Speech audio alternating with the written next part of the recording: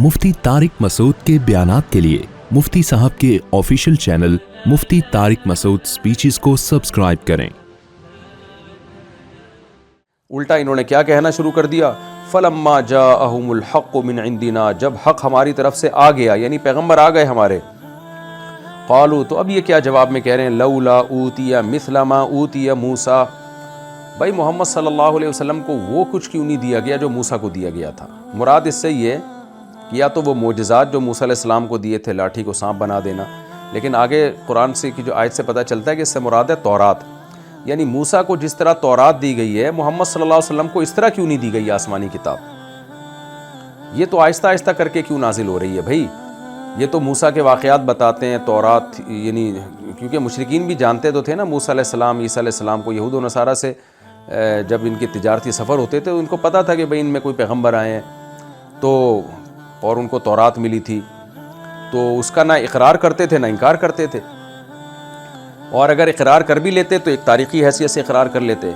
तो अब ये नबी से क्या कह रहे हैं कि भाई नबी सल्लल्लाहु अलैहि वसल्लम को ऐसे किताब क्यों नहीं मिली जैसे मूसा को तौरात मिली थी।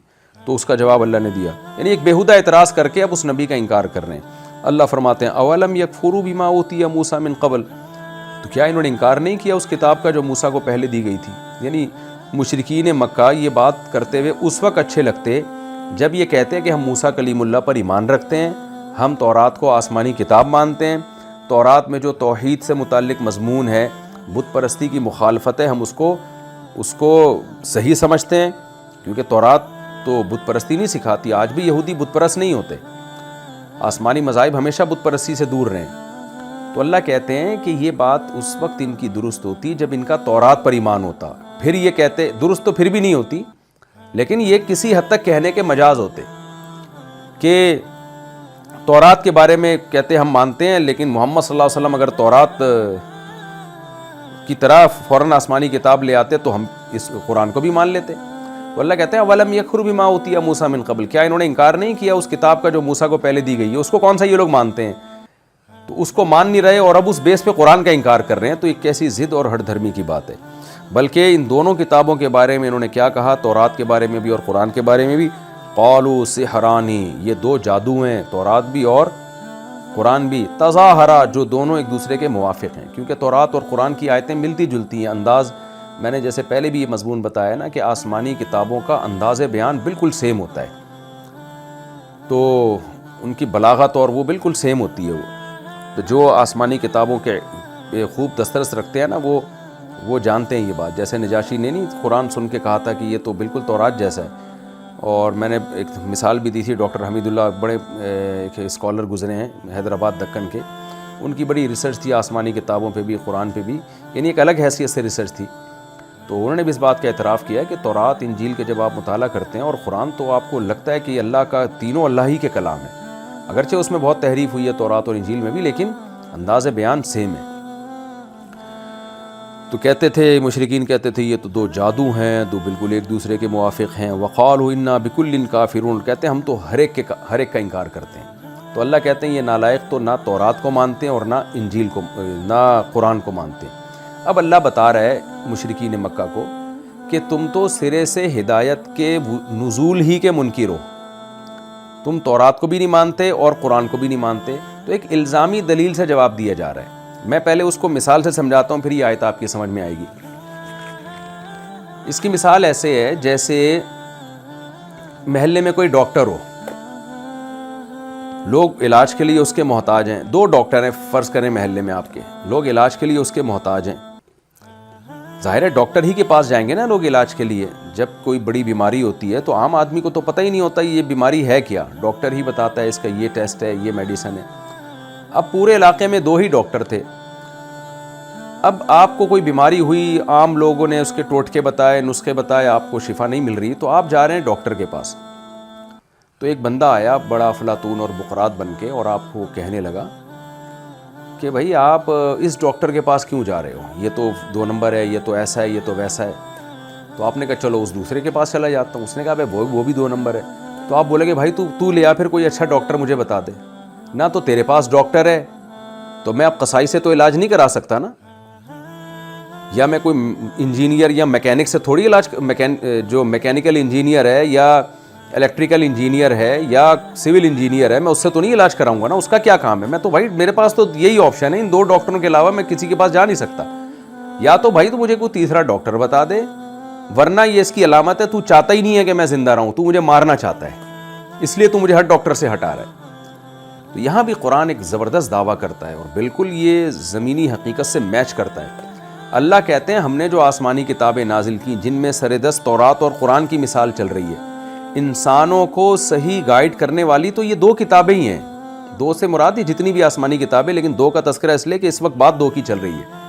یہ 2 کتابیں ہی تو ہیں جو انسانوں کو گائیڈ کرتی ہیں، حلال و حرام بتاتی ہیں، ماں باپ کے حقوق بتاتی ہیں، یہ بتاتی ہیں زنا حرام ہے اور نکاح حلال ہے اور سود حرام ہے اور وراثت کے احکام ہیں. کیونکہ انسانوں کے پاس اس کے علاوہ تو کوئی گائیڈنس ہے ہی نہیں.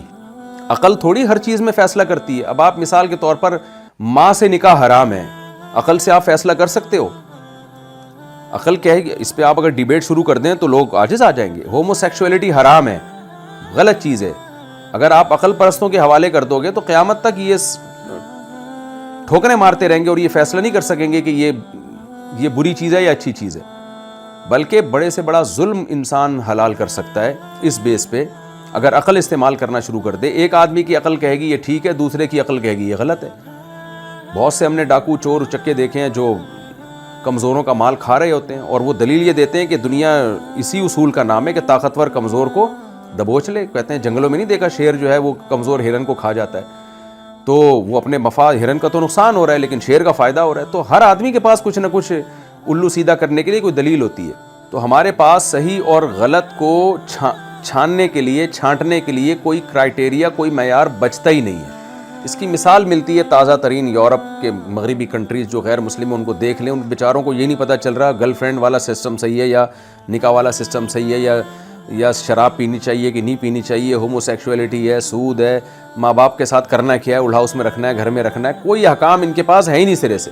عورت کے حقوق کتنے ہیں، مرد کے، یہ تو ساری چیزوں میں جب تک اللہ گائیڈ نہیں کرے گا انسان کو پتہ ہی نہیں چلے گا کہ ہم نے مرنے کے بعد زندہ ہونا بھی ہے کہ نہیں ہونا. ان سب چیزوں سے سائنس خاموش ہے.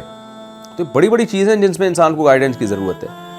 تو اب قرآن وہی انداز اختیار کر رہا ہے جو میں نے ڈاکٹر کی مثال دی تھی نا، کہ بھائی میں تو انہی ڈاکٹروں کے پاس جاؤں گا، اگر یہ غلط ہیں تو آپ مجھے قصائی کے پاس بھیجو گے کیا؟ تو وہی آدمی کہے گا کہ میں بھائی کسی قصائی کے پاس جاؤں گا. یا اس کی مثال اور میں آسان کر دیتا ہوں. ہم جیسے آج کل لوگ بچوں کی تربیت کیسے کی جائے، تو ماہر نفسیات سے جو باہر سے نفسیات پڑھ کر آئے ہوتے ہیں نا، ان سے پوچھ رہے ہوتے ہیں. تو میں ان سے کہتا ہوں گوروں کے تو بچے ہوتے ہی نہیں ہیں، انہیں کیا پتہ بچوں کی تربیت کیسے کی جائے گی. اور تم گوروں سے پوچھ رہے ہو یا ان ڈاکٹروں سے پوچھ رہے ہو جو باہر کی یونیورسٹی میں پڑھ کر آئے ہیں.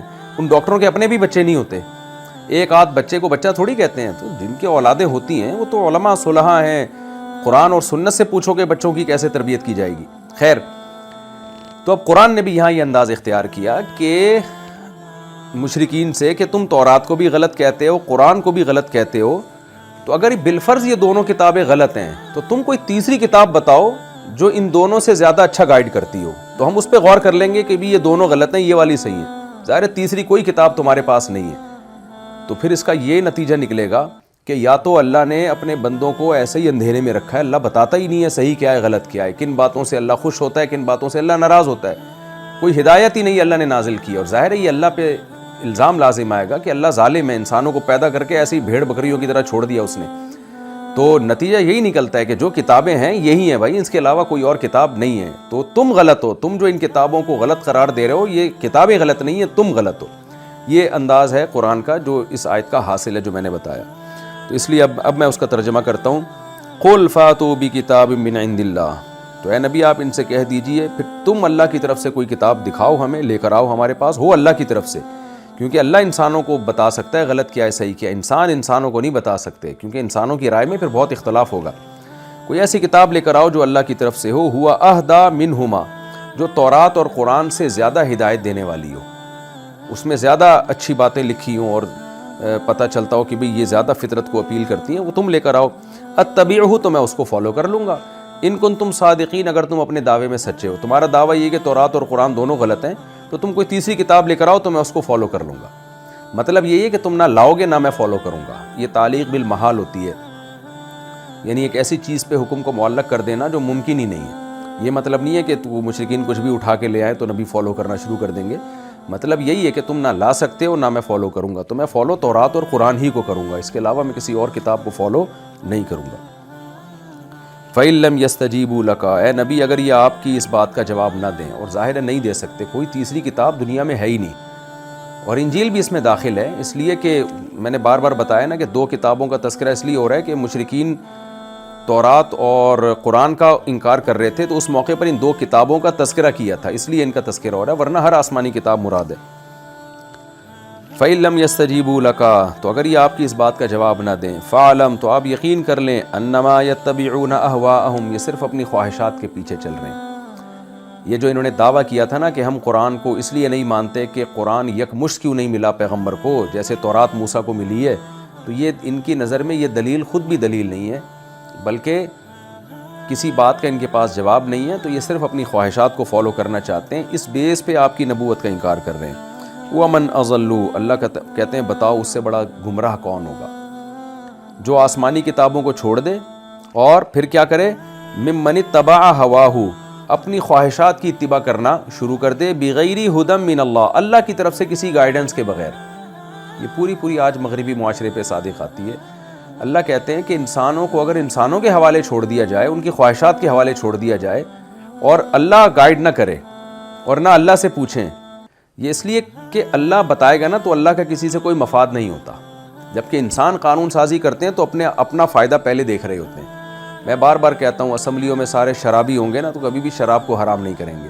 اسمبلیوں میں ایسے لوگ موجود ہوں جو ہومو سیکچولیٹی میں مبتلا ہوں, وہ کبھی بھی ہومو سیکچولیٹی کو اللیگل قرار نہیں دیں گے, وہ ہمیشہ اس کو پروموٹ کرنے کی, بلکہ ہومو سیکچول میں جو سیکچول لوگ ہوتے ہیں جو ان چیزوں میں مبتلا ہوتے ہیں, وہ تحریک چلا کے ایسے لوگوں کو اسمبلیوں میں بھیجیں گے جو ان کو پروموٹ کریں, کیونکہ جمہوری نظام ہے نا, جمہوری نظام میں تو عوام جو چاہتی ہے وہی, تو عوام اگر لوط علیہ السلام کی قوم کی طرح سارے اغلام بازی میں اور لڑکوں سے بدفعلی میں مبتلا ہوں, تو وزیر اعظم بھی پھر ایسے ہی بنے گا.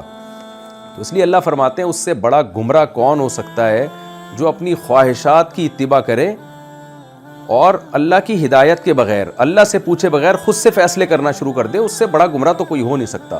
تو تم نہ تورات کو مانتے ہو نہ قرآن کو مانتے ہو, تو تمہارے پاس اب خواہشات ہی ہیں, تو تم سے بڑا گمراہ تو کوئی ہو نہیں سکتا. ہدایت چاہتے ہو تو آسمانی کتابوں کی طرف تمہیں آنا پڑے گا. وَمَنْ أَضَلُّ مِمَّنِ اتَّبَعَ هَوَاهُ بِغَيْرِ هُدًى مِّنَ اللَّهِ إِنَّ اللَّهَ لَا يَهْدِي الْقَوْمَ الظَّالِمِينَ, اللہ ایسے ظالموں کو ہدایت نہیں دیتا جو اپنی خواہشات کو چھوڑنے کے لیے تیار ہی نہیں ہوتے, خواہشات ہی کو خدا بنا کے رکھتے ہیں, ایسے ظالموں کو اللہ ہدایت نہیں دیتا. بہت امپورٹنٹ رکوع تھا, اور موسیٰ علیہ السلام کے واقعے کا اختتام بہت اللہ تعالیٰ نے بہت ہی ایک ایسے انداز سے کیا جس میں ہمارے لیے بہت سبق ہے.